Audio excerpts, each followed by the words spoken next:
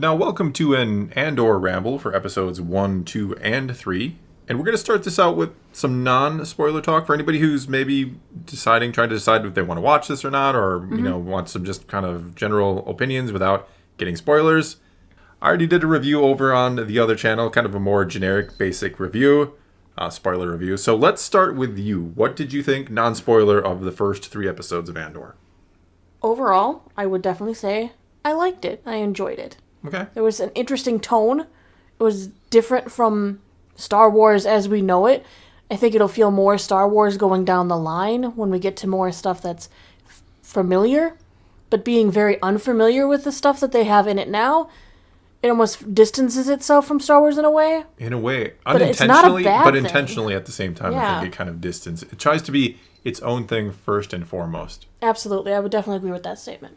In an odd sort of way, it would be, to use a comic book term, it would be a really good jumping on point for Star Wars because you don't need to know anything about Star Wars for these first 3 episodes. No? You could remove all Star Wars context and it still stands on its own 2 feet. Really well, too. Very well, I would say. Even the music is very different from traditional Star Wars music. I mean, they use like a drum set and it's like a... Yeah, you were like, hey, it's like a snare drum. I'm like, what is there a what drum is that? set? What is happening? Like, that is so... It's different. Out of place. We're used to hearing more of an alien sound or more of the classic, like, John Williams-esque music. Yeah. And this is so far... It's like when the first time in Rebels you heard Zeb listening to... Rock music and you're like, what is this? Yeah. That's what they listen to? God. I'm not saying the music was bad. I did enjoy it. It fits the tone of what they're doing very well. Yes. More industrial kind of feel to these first few episodes because of the planets we're on, yeah. Gritty and... down. It's very gritty and very dirty, very This is real. the music of the people. Yeah, it is. I mean, that's what these first few episodes were. It was about the people of the common folk of the Star Wars galaxy, kind of how they live, how they operate, what they kind of face, how the the Empire can just kind of come in and do what they want. It's I a won't very say any more than that, but yeah. Interesting thing that I do like that the theme for all 3 episodes was the same in basic principle, but at the same time it was also varied along the way, and they did say they were going to do that. Each episode should have a variation of the theme at the opener. Oh, yeah. I thought that was pretty cool. I mean, if you're someone who likes kind of pure Star Wars, good versus evil, the Force, maybe this isn't for you. This is a grayscale kind of show. It is, but not in a, not yet, not in the way that you're like, oh, this is rooting Star Wars or making it too, gray or amoral or anything like that. It's very interesting. It's very enjoyable. So, if you're at all on the fence, I would say give it a chance. I would definitely give this one a chance. Even if you're someone who's sworn off Star Wars, you're saying, I'm going to stay away from that. It's just not what I want anymore. It's too this, it's too that. I would still recommend at least giving the first 3 episodes a try. It is a full arc. It is. Watching 1 and 2, watching them alone wouldn't be enough. No, I think they needed episode, to release the 3. That's it? I think they wisely released 3 at the same time because just 1 or even 2, you needed the full arc. Felt like 1 episode to me. It did. It was perfectly paced out that way. It was you kind of the build into the 3rd episode where you're like, here's what's going on. Yeah, and that was really appreciated. I mean, I like that they took the time to slow down. Yes. So that we actually got to see these characters. The actors, I feel like, did a wonderful job of portraying the relationships between characters. The dialogue, it shines because it feels natural. You get to know the characters through the dialogue. It's not like exposition heavy. Yeah. It's very natural. You can infer many things about these characters just from the way they behave and what they say. It's very well written. Yeah, you got to watch them. Watch their facial expressions and how they carry themselves. Well written, well acted. You see so much about the character reflected through not even just their speech, but their facial expressions, their body movements. Yeah, and just the things they really do, cool. the choices they make, Even how they're seen by others. Yeah. No, it was an exceptionally intelligent way, I think, to handle the program. Yeah. Instead of just doing we're going to tell you this, and this, they tried to feed it to you slowly and through means that seemed more natural. Subtle for you to pick up because they trust the audience. I like when something can trust the audience to not, need action every 10 seconds or to need things totally explained to you. They trust you to pick up on their subtle cues and to wait for the build up so you actually get good payoff. I mean, Disney did continue their use of the flashbacks.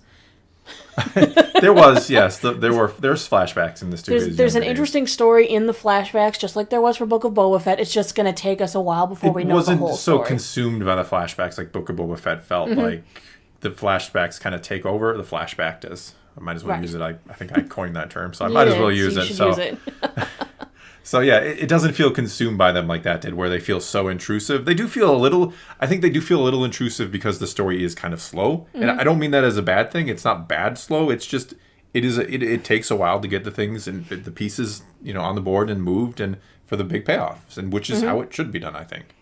And I think we should probably move into spoilers now. Oh, we're doing some spoilers. Well, I mean, I think we gave people. I think hopefully if you're skeptical, I at least like it. She liked it. Take that for what it will. We're not, the authorities. Just because we like it doesn't mean you have to love it. Just because we like it doesn't mean you have to hate us for liking it if you didn't like it.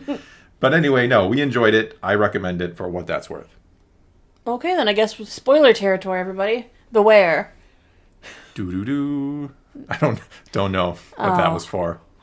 I'm not editing that out. It's been a lot. We're both pretty tired. Sleep didn't really happen last night. So. No, because we're like, stay up, go to sleep, stay up, go to sleep. Maybe we need to crash for a little bit and then get up in a little bit. Yeah. It was weird. It was, yeah. But here we are. Yep. All right, so spoiler territory. Speaking of those flashbacks, I'm a little confused. I kind of touch on this in my other video. I'm not entirely sure what the timeline here is with the flashbacks.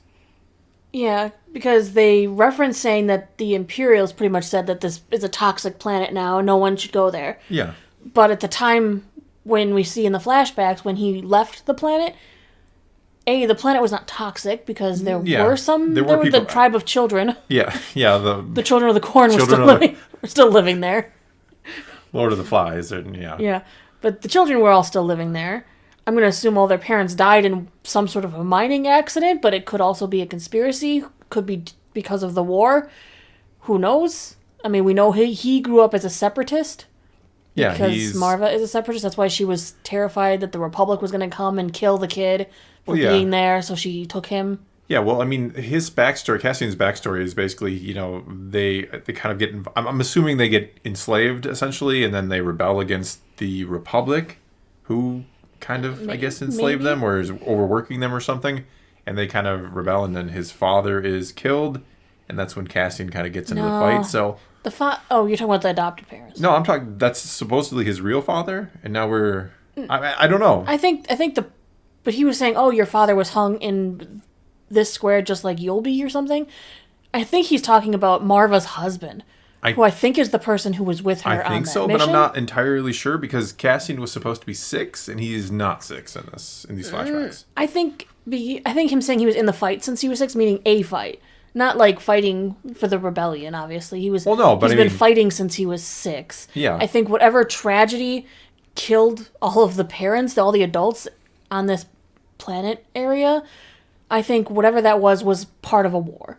It could be that the Republic was trying to stop the mining of separatists on this world and possibly bombed them, and all the parents died, and that... Yeah, it could be. I mean, that would be a change ejected him into the war. It would be a change to what we know, but... I don't know. That's the thing, is they haven't given us enough information yet. Yeah, I mean, the thing is, the 6-year-old line comes from, Rogue One, so you would think Tony Gilroy, who wrote Rogue One, wouldn't do his own kind of... No, I think we're just missing information yet. Yeah, that's what I think. I think it's not entirely clear, but the children did think they were going to battle.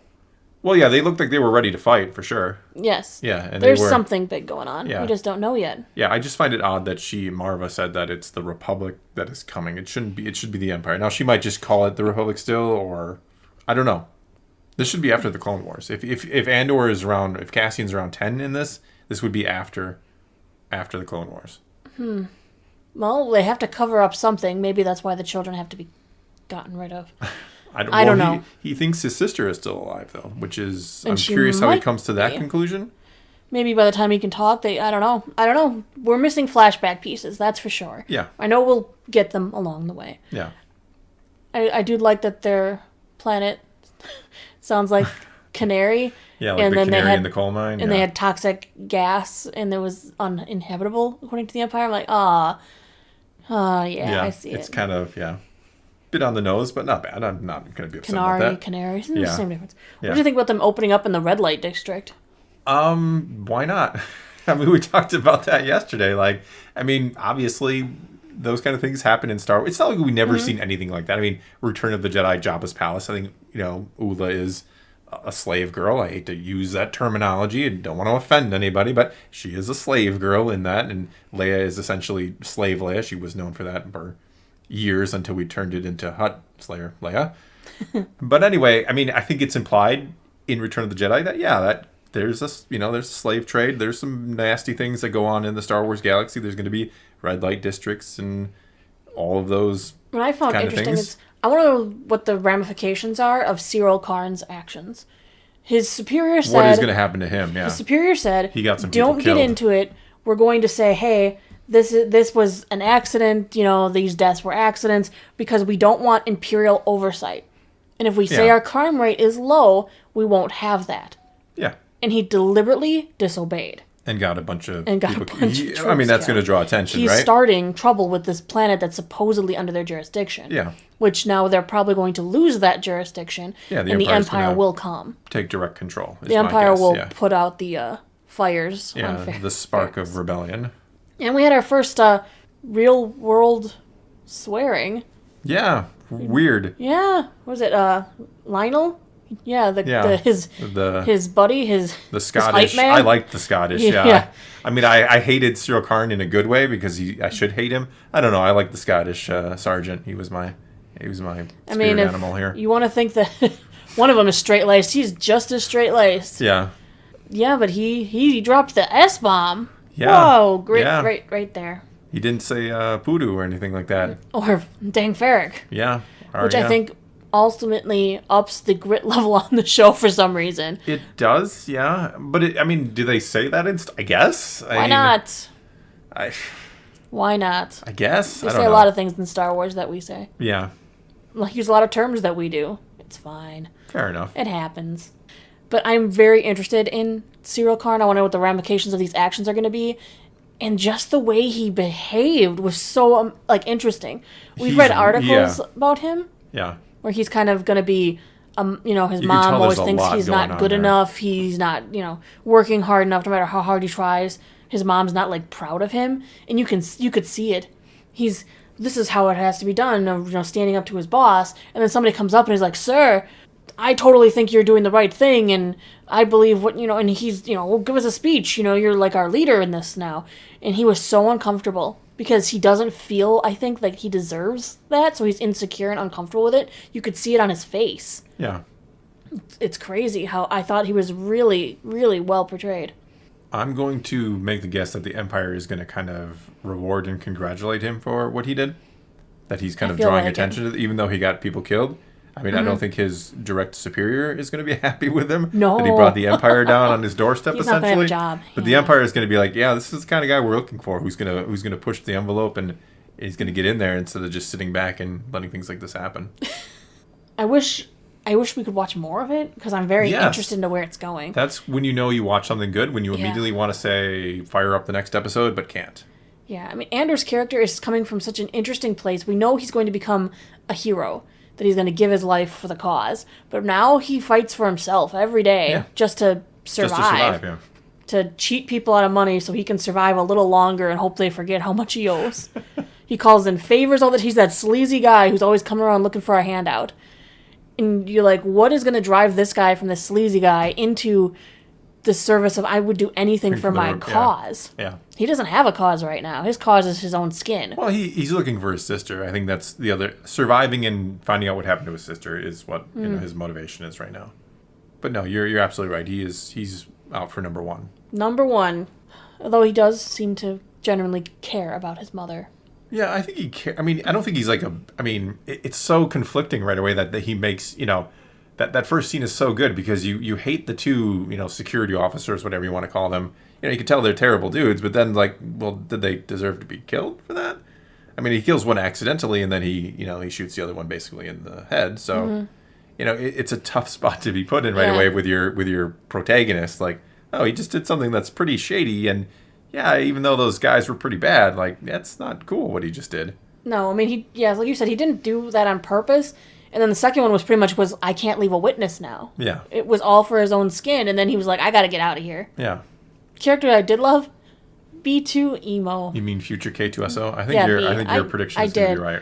Especially seeing as he was speaking basic, and his speech pattern is so similar to K2. Yes, and there were some phrases that I said that is not a good idea or something like that, and I'm like, well, that's K2 said. I mean, maybe we're looking too into it, but I think there's supposed to be subtle hints that somehow his programming is eventually going to become K2SO's or at least merged with it. Yeah. Mm-hmm.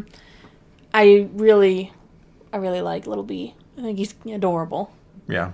He needs extra power to lie, though. That was kind of funny. It's like, what? If I'm going to lie, I need extra power for that. It's harder to lie. Well, it goes with that saying, sometimes it's harder to lie programming? Than... Yeah, I don't know. It's hard to lie.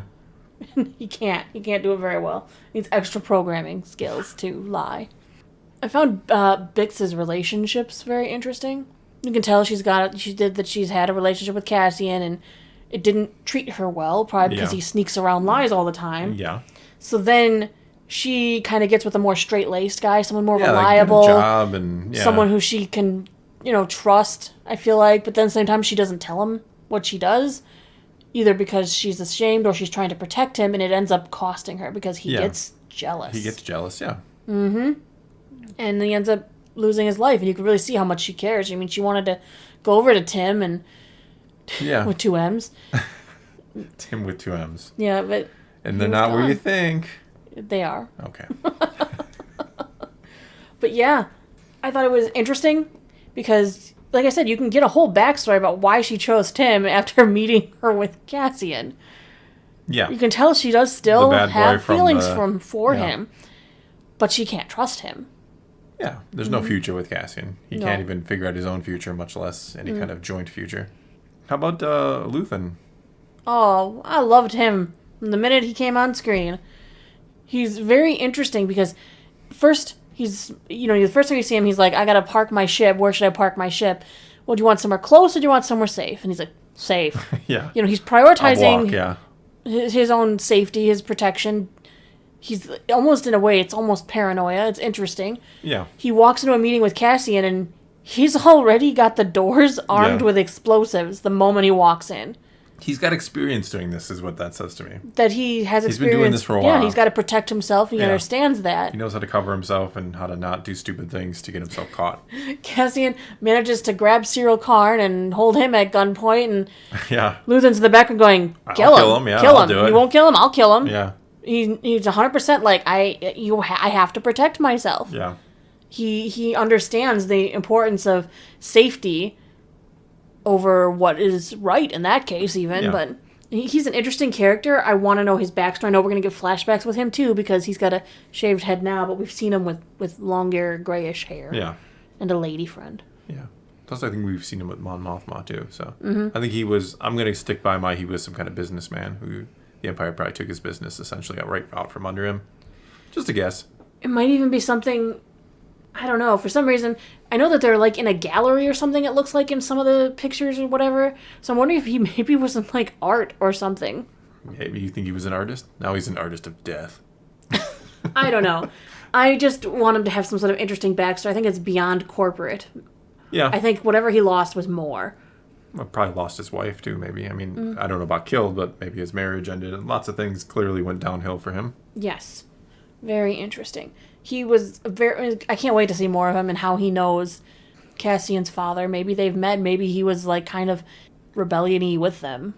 Yeah. Who knows? Or at least a contact in the underworld. Could be. Yeah, a lot of questions left unanswered, in a good way. Yeah, so overall, I highly enjoyed the first 3 episodes. Mm-hmm. I'm happy to say that. It's very exciting to be able to say I enjoyed Star Wars, like, thoroughly, without, like, any major complaints. I know there's already people out there talking about how much they dislike and... Well, sure. Yeah, of course there's going to be people who automatically are going to hate everything Star Wars, and that's your prerogative. I mean... But this was good, and I'm happy to say it was good. Yeah, me too. All right, well, that's all we got for you this time, so take to the comments below and tell us what you thought of Andor. And let's talk some Star Wars. And until next time, thanks for watching.